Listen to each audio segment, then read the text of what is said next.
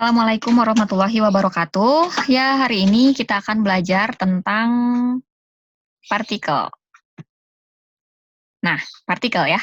Partikel ini sebetulnya adalah materi kimia. Jadi kelas 9 SMP, tingkat SMP itu mata pelajaran kimianya tuh cuman berapa bab gitu.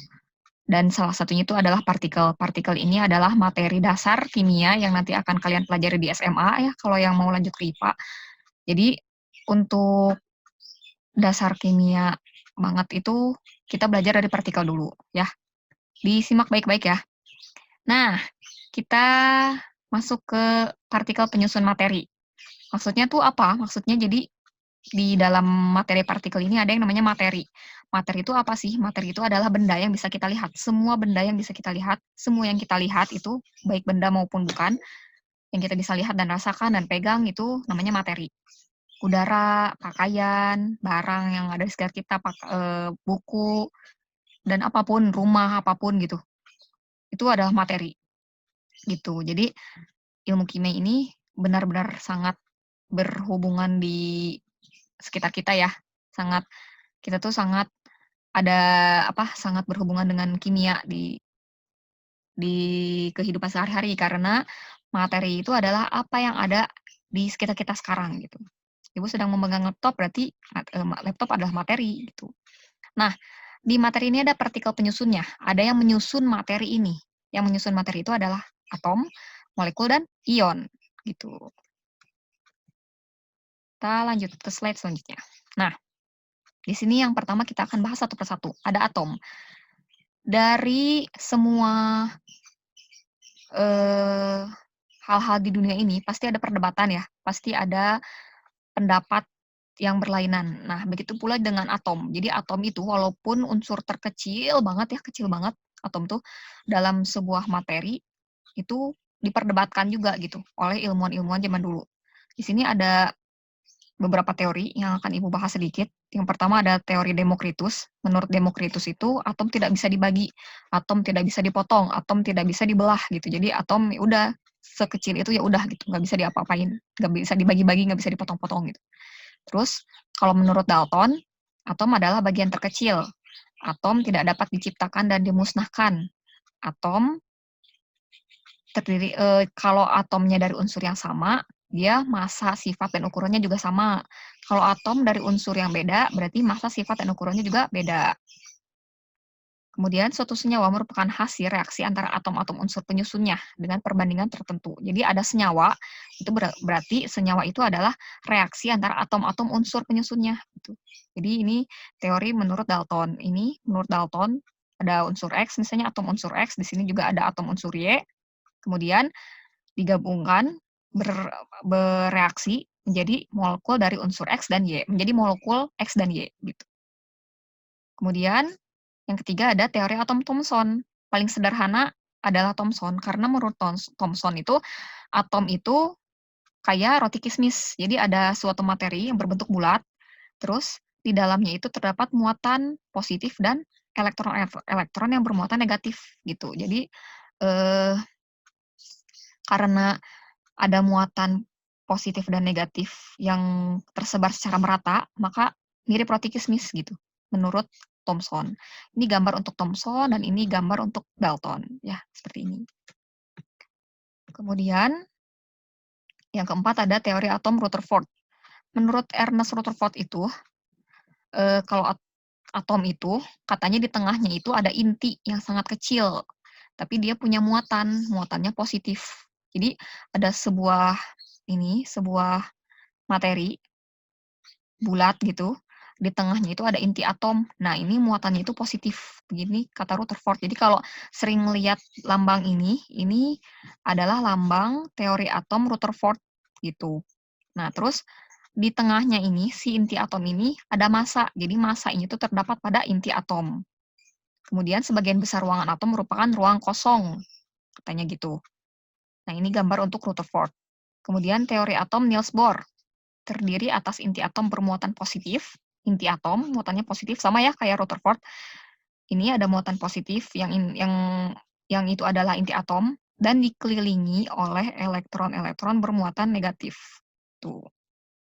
Kan kalau di Rutherford dia nggak disebutin ya, dikelilingi oleh elektron positif atau negatif gitu. Tapi kalau di Niels Bohr mah apa, dijelaskannya katanya dikelilingi oleh muatan-muatan yang negatif. Nah, elektron-elektron ini itu ada lintasan-lintasannya, dan setiap lintasan punya energi yang berbeda-beda. Semakin jauh dari inti atom, itu tingkat energinya makin tinggi, gitu. Jadi, makin ke atas, ini tingkat energinya makin tinggi, makin menjauhi inti atom makin tinggi tingkat energinya. Seperti itu, untuk Niels Bohr. Nah, penulisan notasi atom, ini yang paling sering muncul di soal-soal kimia SMP. Di sini ada lambang-lambang yang nanti akan sering kalian temukan. Ada proton, ada elektron, dan ada neutron. Dilambangkan proton sebagai P, elektron sebagai E kecil, dan neutron sebagai N kecil. Semua lambangnya hurufnya kecil ya.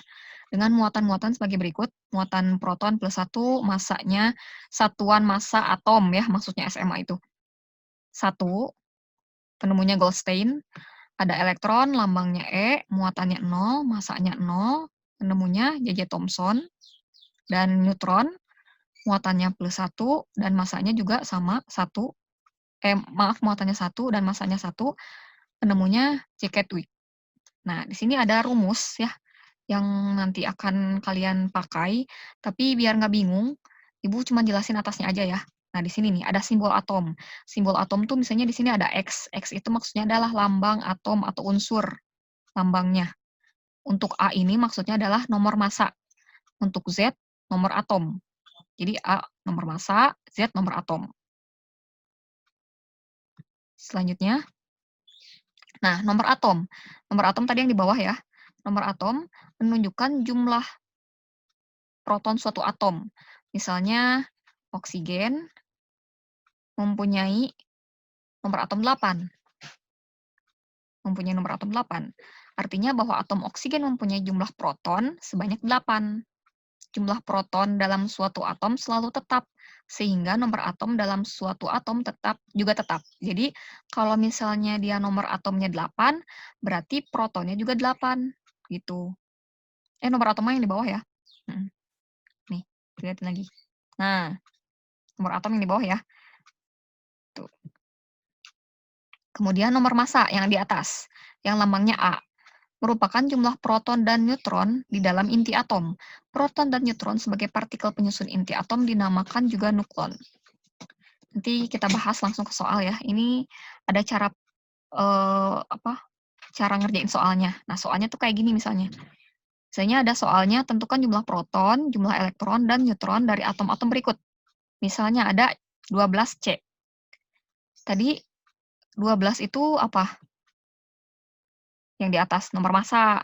Kalau yang di bawah nomor atom ya, diingat-ingat lagi. Yang di atas nomor massa lambangnya A, yang di bawah nomor atom lambangnya Z. Nah, nomor massanya 12. Nomor atomnya 6. Tadi karena di sini nomor atom sama dengan jumlah proton, dan proton sama dengan, di sini nih, jumlah proton sama dengan jumlah elektron, sehingga kalau misalnya di sini nomor atomnya 6, berarti proton dan elektronnya juga 6, gitu. Karena di sini 6, berarti proton dan elektronnya juga 6. Jadi proton dan elektron itu sama dengan nomor atom, sama dengan Z. Kalau misalnya nyari neutron, gimana caranya? Nomor massa sama dengan 12, neutron sama dengan nomor massa dikurangi nomor atom, 12 dikurangi 6. Jadi jawabannya 6, gitu. Jadi untuk neutron, cara mencarinya adalah nomor massa dikurangi nomor atom. Kita lihat soal yang kedua. Di sini ada nomor massanya ada 80, nomor atomnya 35. Berarti karena nomor atom itu sama dengan jumlah proton dan jumlah elektron, maka protonnya 35, elektronnya juga sama 35. Terus nomor massanya 80, berarti cara mencari neutron sama dengan 80 dikurangi 35, sama dengan 45. Ya, kayak gitu. Jadi neutronnya 45. Sama semuanya juga cara ngerjainnya kayak gitu. Terus kalian misalnya di sini ada plus di sini ada min, gimana cara nyarinya? Nah, kita akan bahas nanti di slide selanjutnya. Oke, selanjutnya tadi kan ada atom, sekarang ada molekul. Molekul tuh apa sih? Nah, kalau molekul itu berarti adalah gabungan dari 2 atau lebih atom. Kalau atomnya lebih dari 2, itu 2 atau lebih, itu berarti namanya udah masuk ke molekul. Mau unsurnya sejenis atau enggak, sama aja gitu, itu namanya molekul. Molekul itu ada molekul unsur, terus ada juga molekul senyawa. Nah, kita akan bahas satu persatu. Molekul unsur, misalnya kita punya hidrogen, punya hidrogen lagi, hidrogen ditambah hidrogen, berarti ketika direaksikan akan menjadi molekul hidrogen, molekul dari unsur hidrogen. Jadi namanya molekul hidrogen, karena gabungan dari 2 atau lebih atom, gitu. Kalau misalnya, eee unsurnya dari 2 jenis unsur, maka namanya diatomik, berarti ini diatomik. Kalau lebih dari 2 unsur, berarti namanya poliatomik, seperti itu. Nah, kita lihat contohnya. Molekul gas nitrogen ditulisnya N2, 2-nya kecil ya, berarti dia molekul diatomik karena terdiri dari 2 unsur. Gas bromin, Br2, berarti namanya molekul diatomik. Kemudian ada gas oksigen ditulis O2, namanya juga molekul diatomik. Nah, di sini ada fosforus, P4.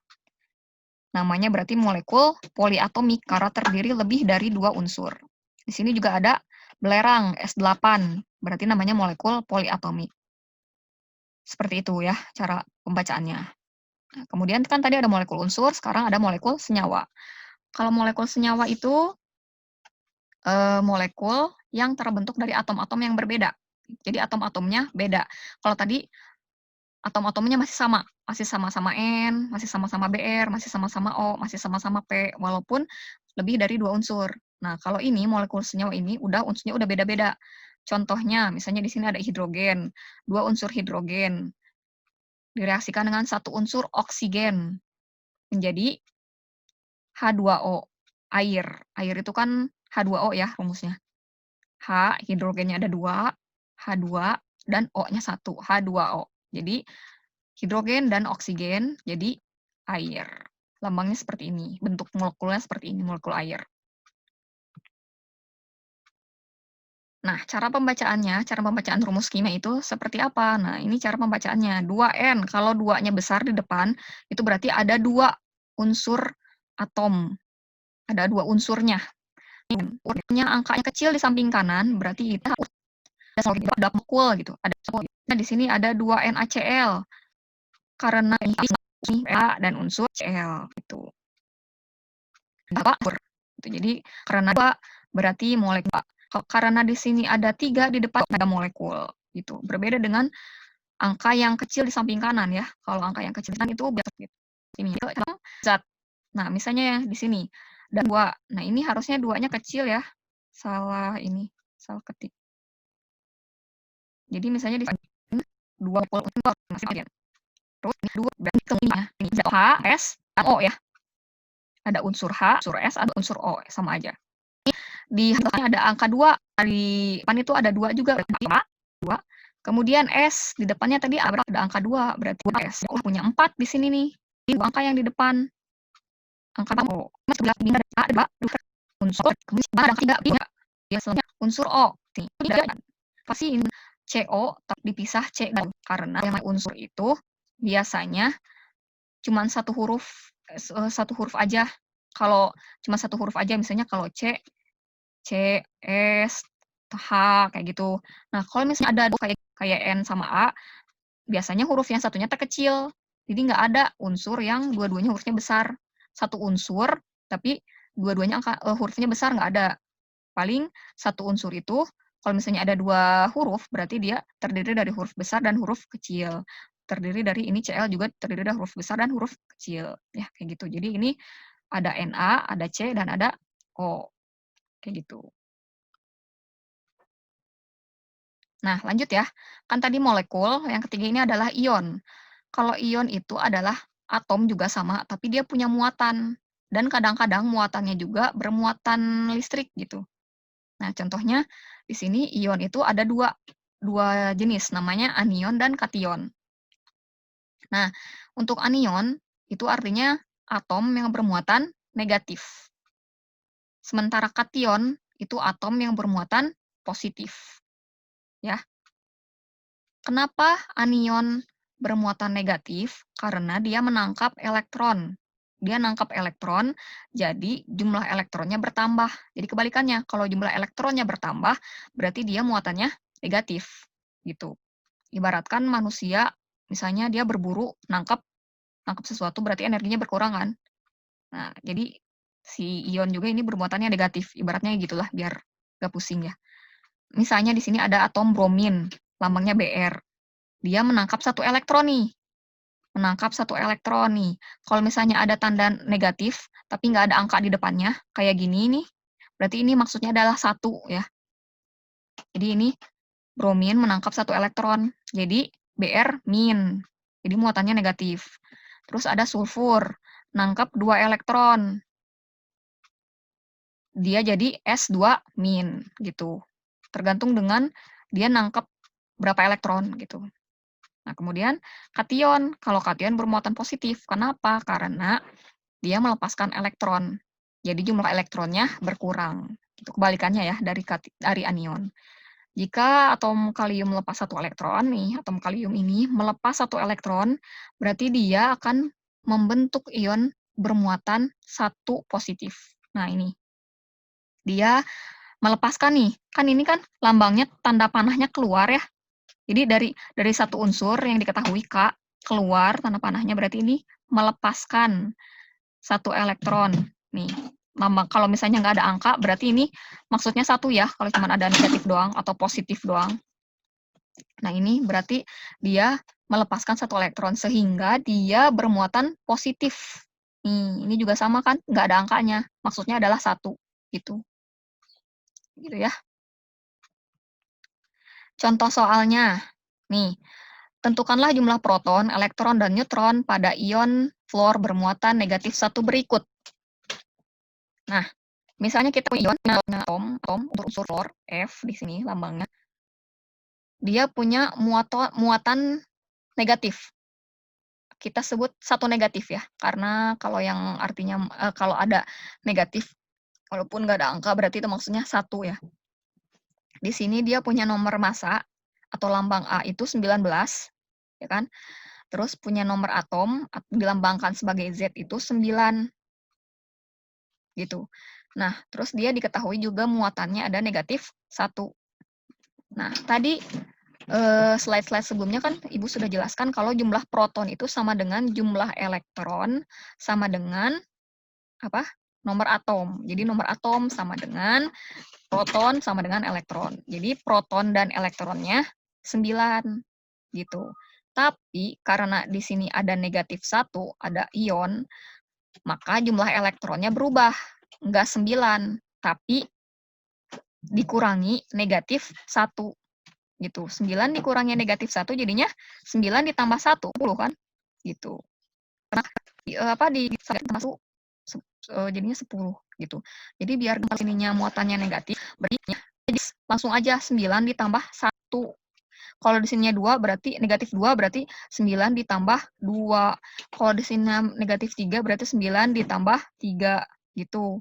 Karena di sininya negatif 1 berarti 9 dikurangi 9 ditambah 1 jadinya 10. Nah, cari neutronnya ini di sini. Nomor massa dikurangi atom, 19 dikurangi 9 sama dengan 10. Jadi sama kayak cara ya, muatan negatif. Sama yang untuk muatan positif juga untuk kation. Caranya seperti tadi. Ini A 39, atomnya Z 19, kemudian plus 1. Dan elektronnya sama dengan nomor atom ya, 19. Muatan berarti 11. Tapi jumlah muatan, karena di sini muatannya ada plus 1, berarti di 1. Jadi, biar gampang cara menghafalnya itu, cara ngerjainnya, kalau misalnya di sini ada muatan negatif, berarti ditambah jumlah muatan negatif itu. Kayak ini 9 berarti ditambah 1. Kalau misalnya di sini ada muatan positif, kation, berarti 19 dikurangi 1. Kebalikannya ya, kalau plus berarti di sini harus dikurang gitu. Jadi 19 dikurangi 1 sama dengan 18. Mencari neutronnya sama kayak yang sebelumnya. Ini 39 dikurangi 19 sama dengan 20. Sehingga jumlah protonnya 19, elektronnya 18, dan neutronnya 10. Ya ini untuk materi partikel sampai sini. Nanti minggu depan dibahas mengenai manfaat-manfaat atau dalam kehidupan, partikel dalam kehidupan seperti apa gitu. Itu lebih ke teori ya. Nanti mungkin kita sifatnya akan diskusi. Nah, mungkin ini saja hari ini. Nanti akan ada soalnya berbentuk Google Form gitu. Jadi nanti kalian isinya di Google Form ya. Jadi nanti tinggal submit aja. Gitu ya. Terima kasih. Assalamualaikum warahmatullahi wabarakatuh.